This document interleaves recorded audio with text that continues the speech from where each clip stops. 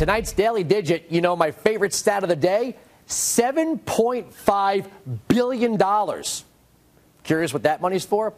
That's how much the government plans to spend over the next 7 years on promoting electric cars. $7.5 billion of your money for electric cars. I thought we already did that. It's called the Chevy Volt.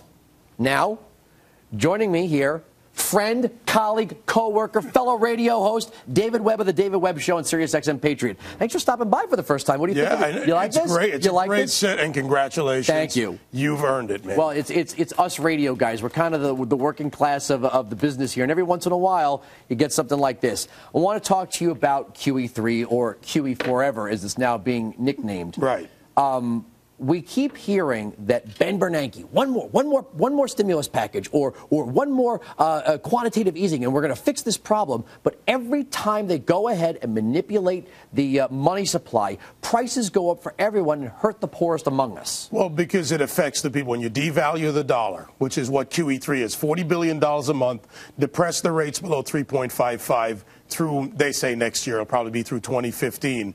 Well, then what you have is no dollar value, and you cost more. It costs more for goods at Walmart, costs more for those so-called lower income people that they claim they want to help. On top of that, the housing market. If you're a buyer right now and you have a lot of liquid and there's very few, go ahead and buy. The rates are that low. But for everybody else, especially the sellers, well, then you get to lose money, and so does the banks. When the banks lose money, what do? They don't lend money. When they don't lend money, guess who gets hurt? Small businesses, people trying to get started, people trying to get their lives ahead. So all these policies fail. Socialism, which is what this is, it's Keynesian economics. It fails because it's not about growing wealth capital. It's about spreading the money around and pretending it works. Didn't work in Europe, didn't work in Denmark, certainly didn't work in Greece. England's peeling it back, and here we are doing the same thing. By the way, that's the third reference to John Maynard Keynes in one program with Steve Forbes on earlier. And we were also talking about what happens to the pricing system. And what fascinates me is when you hear people say the rich get rich, the poor get poorer. If you're super rich in America, well, God bless you.